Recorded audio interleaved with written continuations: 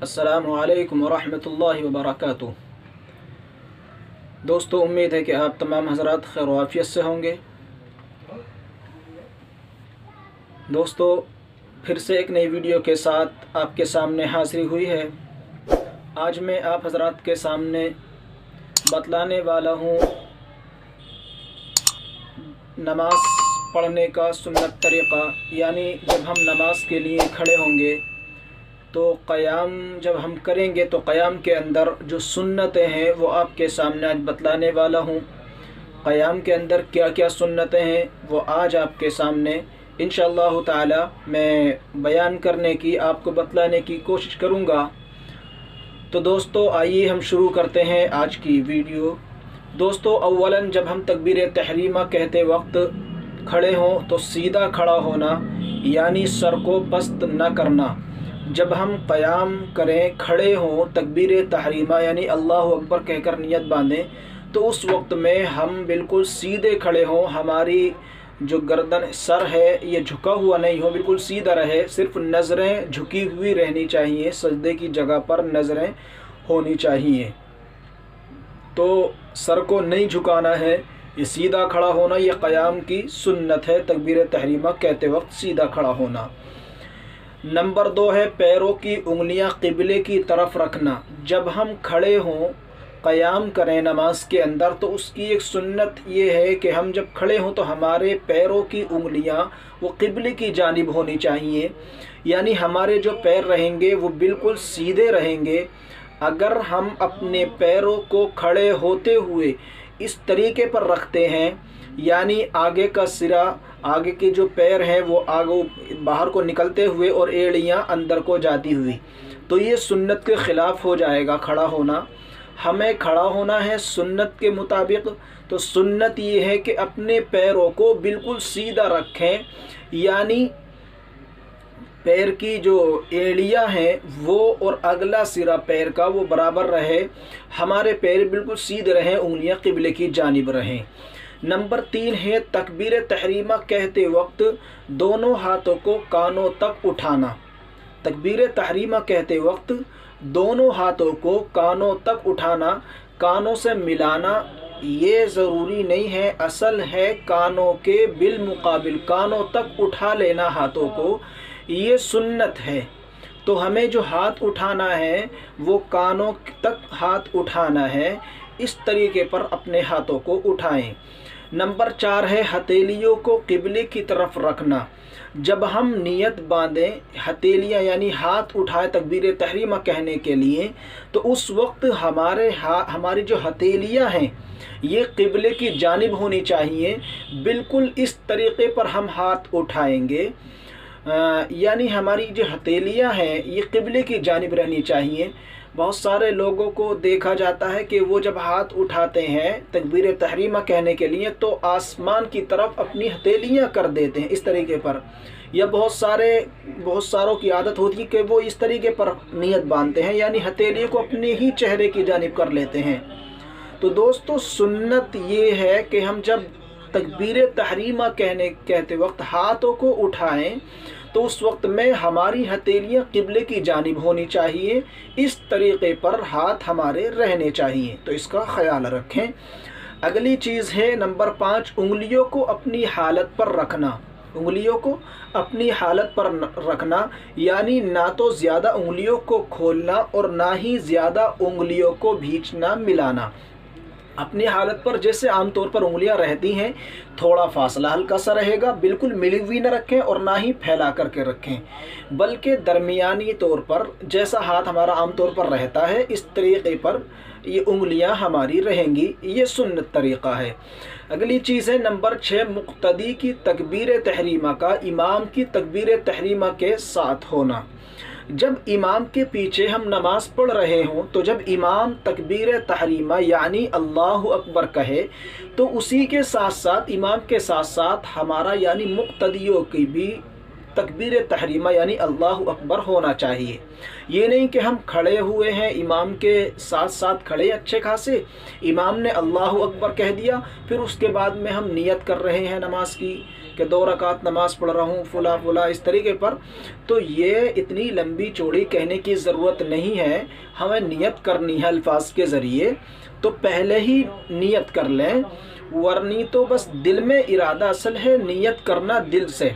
दिल में हमने नियत कर ली इमाम के पीछे पढ़ने की, अल्लाह के वास्ते पढ़ रहे हैं, तो अब बस इमाम अल्लाह अकबर कहे तो फ़ौरन इमाम के साथ साथ हमें भी अल्लाह अकबर कहकर नियत को बांध लेना है। तो हमारी तकबीर तहरीमा का इमाम की तकबीर तहरीमा के साथ होना ये भी सुन्नत है। नंबर 7 है दाने हाथ की हथेली बाएं हाथ की पुष्ट पर रखना। जब हम नियत बांधें तो दाने यानी सीधे हाथ की हथेली को बाएं हाथ की पुष्ट पर रखना, ये सुन्नत है। बाएं हाथ की पुष्ट पर रखना दाएं हाथ की हथेली को, ये सुन्नत है। किस तरीके पर? इस तरीके पर, यानी ये उल्टे हाथ की हमारी पुष्ट होगी और दाएं हाथ की हथेली होगी। इस तरीके पर हमें यहाँ रखने हैं हाथ को। तो दाने हाथ की हथेली बाएं हाथ की पुष्ट पर रखना। अगली है 8वीं सुन्नत, चुंगलियाँ और अंगूठे से हल्का बनाकर, चुंगलियाँ और अंगूठे से हल्का बनाकर गट्टे को पकड़ना। ये चुंगली छोटी वाली उंगली और अंगूठा, इन दोनों से हल्का बनाएंगे और अपनी कलाई पर रख लेंगे कि गट्टे हैं, इन गट्टों पर इसको रख लेंगे हल्का बना करके। तो ये पुष्ट हो, ये हथेली हो जाएगी हाथ की पुष्ट पर, और दोनों उंगलियों से अंगूठे और छोटी उंगली से हल्का बना लेंगे। और नंबर 9 है दोनों यानी दरमियानी 3 उंगलियों को कलाई पर रखना। जो हमारी 3 उंगलियां बची हैं इनको कलाई पर रखना। ये हमने पुष्ट पर हथेली रखी, इन दोनों से छोटी और अंगूठे से हमने हल्का बनाया और उनको गट्टों पर रख लिया। बची हमारी 3 उंगलियां, इन तीनों उंगलियों को कलाई पर रखना है। कलाई पर रखना किस तरह पर? ये भी 3 उंगलियां हमारी बिल्कुल मिली हुई नहीं होनी चाहिए और ना ही फैली हुई होनी चाहिए, बल्कि अपनी हालत पर जिस तरह रहती हैं थोड़े हल्के से फासले के साथ में इस तरीके पर ये रहना है। अगली है 10वीं सुन्नत, नाफ के नीचे हाथ बांधना। नाफ के नीचे हमें हाथ बांधना है, नाफ के ऊपर नहीं हो, इसी तरह नाफ से ऊपर नहीं हो, ना नाफ के बिल्कुल ऊपर हो और ना ही नाफ से ऊपर हो, बल्कि नाफ के थोड़े नीचे को हमें नियत को बांधना है। हम पहले उल्टा हाथ रखेंगे नाफ के नीचे और उसके ऊपर से अपना सीधे हाथ जिस तरह भी तरीक़ा बतलाया है हल्का बना करके 3 उंगलियां कलाई पर रखनी है और फिर जो पुष्ट है उल्टे हाथ की उसकी पुष्ट पर सीधे हाथ की हथेली को रखना है। तो इस तरीके पर नियत बांधना। उसके बाद जो है नंबर 11वीं सुन्नत है सना पढ़ना। जब ये सब कुछ कर लें, नियत बांध लें, तो उसके बाद में है सना पढ़ना। ये तो हो गई क़याम की सुन्नतें। अब बाज़ वो हैं कि वो भी क़याम की ही हैं, लेकिन वो क़िरात के ताल्लुक़ से हैं कि क़िरात करने के अंदर किन किन बातों की रियायत रखें, कौन कौन सी सुन्नतें हैं क़िरात करने के अंदर। तो आइए हम उसको भी ज़रा गौर से सुन लें। तो दोस्तों, अव्वलन तअव्वुज़ यानी आऊज़ु बिल्लाह पढ़ना, ये सुन्नत है। अऊज़ु बिल्लाहि मिनश शैतानिर रजीम पढ़ें हम सना पढ़ने के बाद, और फिर उसके बाद में दूसरी सुन्नत है क़िरात की तस्मिया यानी बिस्मिल्लाहिर रहमानिर रहीम पढ़ना। सना पढ़ने के बाद में तअव्वुज़ यानी अऊज़ु बिल्लाहि मिनश शैतानिर रजीम पढ़ेंगे और फिर उसके बाद में बिस्मिल्लाहिर रहमानिर रहीम पढ़ेंगे। ये जब हम अपनी नमाज पढ़ रहे हों। अगर हम अपनी नमाज नहीं पढ़ रहे हैं, इमाम के पीछे नमाज पढ़ रहे हैं, तो फिर हमें आऊज़ु बिल्लाह और बिस्मिल्लाह नहीं पढ़नी है। बस सना पढ़ने के बाद में सुब्हानक अल्लाहुम्मा व बिहम्दी का इसको पूरा पढ़ने के बाद में खामोश हो जाना है। फिर इमाम के पीछे हमें कुछ और नहीं पढ़ना है। तो ये जब है आऊज़ु बिल्लाह बिस्मिल्लाह पढ़ना, जब हम खुद अपनी नमाज पढ़ रहे हों या हम इमाम हों।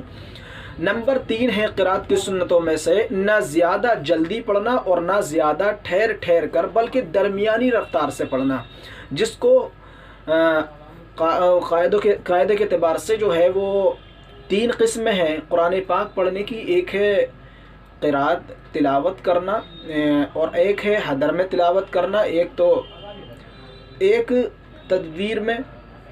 तो हमें जो पढ़ना है वो दरमियानी रफ्तार से, हदर में भी नहीं पढ़ना है और ना ही क़रात के करते हुए जिस तरह के महफ़िल क़रात वग़ैरह होती हैं उसमें आम तौर पर कारी क़रात करते हैं, तो इतनी ठहर ठहर कर भी नहीं पढ़ना है कि हमारे मुक़्तदियों को परेशानी हो या हम अपनी नमाज़ पढ़ रहे हैं तो बहुत ज़्यादा लंबी हो जाएगी।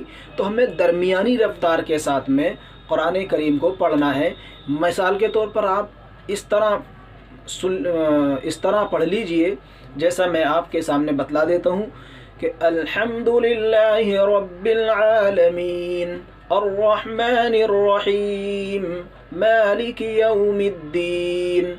ये तरीक़ा ऐसा है कि ना ज़्यादा तेज़ है और ना ज़्यादा हल्का, ये दरमियानी रफ्तार है। इस रफ्तार के साथ में नमाज के अंदर कुरान करीम की तिलावत की जाए, सूरह फातिहा या सूरतों को पढ़ा जाए। नंबर 4 है आहिस्ता से आमीन कहना। जब हम अल्हम्द शरीफ पढ़कर फारिग हो जाए तो उसके बाद में हल्की आवाज़ के साथ, पस्त आवाज़ के साथ में आमीन कहना। आमीन को ज़ोर से नहीं कहना है, आमीन को आहिस्ता कहना सुन्नत है। इतनी आहिस्ता कहें कि ख़ुद उसकी आवाज़ को सुन लें, या कोई अगर हमारी बराबर में खड़ा हुआ है तो उस तक हमारी आवाज़ पहुंच जाए। ज़्यादा ज़ोर से आमीन को न कहें, आहिस्ता से आमीन कहना ही सुन्नत है। नंबर 5 है फ़जर और ज़ुहर में तिवाले मुफस्सल।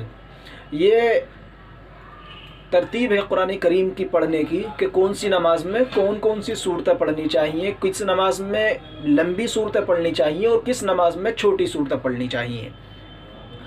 तो फ़जर और ज़ुहर में तिवाले मुफस्सल यानी सूरह हुजरात से सूरह बुरूज तक की सूरतें पढ़ना। असर और इशा में क़िसार मुफस्सल यानी असर और इशा में औसाद मुफस्सल यानी सूरह बुरूज से सूरह लम यकुन तक पढ़ना। सूरह बुरूज से सूरह लम यकुन तक पढ़ना ये असर और इशा की नमाज में है, इसको औसात मुफस्सल बोलते हैं। और मगरिब की नमाज में जो है वो क़िसार मुफस्सल है, यानी सूरह लम यकुन से लम यकुन लदीना से लेकर सूरह नास तक सूरतों किसी इन सूरतों में से पढ़ना। तो ये 3 किस्में हैं। इनमें से सुन्नत के मुताबिक तो यही है जो मैंने आपके सामने बतलाई, और अगर इसके अलावा कोई पढ़ता है तो वो भी क़िरात सही होगी, नमाज बिल्कुल दुरुस्त होगी, लेकिन क़िरात की जो सुन्नतें हैं उन सुन्नतों से हट करके होगी। तो इसको भी जहन में रखें, अगर आपको सुन्नत के साथ क़िरात करनी है तो इस तरीक़े पर क़िरात करें नमाज़ों के अंदर जो तरतीब आपके सामने बतलाई गई। नंबर 6 है क़िरात की सुन्नतों में से फ़र्ज़ की तीसरी और चौथी रकात में सिर्फ़ सूरह फातिहा पढ़ना। फ़र्ज़ जो नमाज हम पढ़ रहे हैं उसकी तीसरी और चौथी रकात में सिर्फ़ सूरह फातिहा पढ़ना। फ़र्ज़ नमाज के अलावा जो दीगर नमाज़ें हैं, सुन्नत हो या वाजिब हो या नवाफिल हो, इन सारी नमाज़ों में तीसरी और चौथी रकात में भी सूरह फातिहा के साथ में सूरतें पढ़ी जाएंगी, सूरत पढ़ी जाएगी। अगर फ़र्ज़ नमाज है वो 2 रकात वाली है तो कोई बात ही नहीं है, लेकिन अगर 3 रकात वाली या 4 रकात वाली है जैसे कि मगरिब और इशा है या ज़ुहर और असर है, तो इन नमाज़ों में ऐसा है कि इनमें तीसरी और चौथी रकात में सिर्फ़ सूरह फातिहा अल्हम्द शरीफ को पढ़ना है, सूरत नहीं मिलानी है। फ़जर की पहली रकात को तवील करना। 7वीं सुन्नत क़िरात की ये है कि जब हम फ़जर की नमाज़ पढ़ें तो उसमें पहली सूरत लंबी होनी चाहिए बिलमुक़ाबिल दूसरी सूरत के, यानी जब पहली रकात में जो हम क़िरात करें तो उसमें थोड़ी ज़्यादा क़िरात करें और दूसरी रकात में थोड़ी कम क़िरात करें। पहली रकात में थोड़ी ज़्यादा लंबी सूरत पढ़ें और दूसरी रकात में थोड़ी उससे छोटी पढ़ें। तो ये सुन्नतें हैं क़िरात की। क़याम की सुन्नतें जो थीं वो 11 सुन्नतें थीं और क़िरात की सुन्नतें 7 हैं। कुल मिलाकर के क़याम की 18 सुन्नतें हो जाती हैं। तो अगर हम सुन्नत के मुताबिक नमाज़ पढ़ना चाहते हैं, हम चाहते हैं कि हमारी नमाज सुन्नत के मुताबिक हो जाए, तो दोस्तों इसको बार बार सुने, बार बार सुन करके इन सुन्नतों को याद करें और याद करके अपने अमल में इनको लेकर आएँ।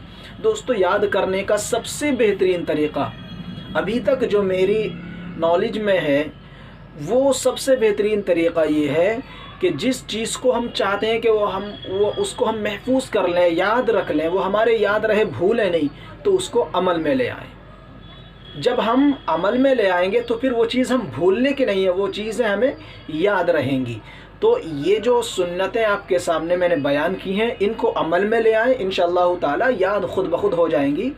اور جب عمل میں آ جائیں گی ہمارے تو یاد رکھنے کی پھر ضرورت ہی نہیں ہے، پھر تو عمل میں ہمارے داخل ہو گئی وہ، پھر تو بھول بھی جائیں کوئی نہیں ہے، ہمیں عمل کے اندر شامل ہو گئی وہ۔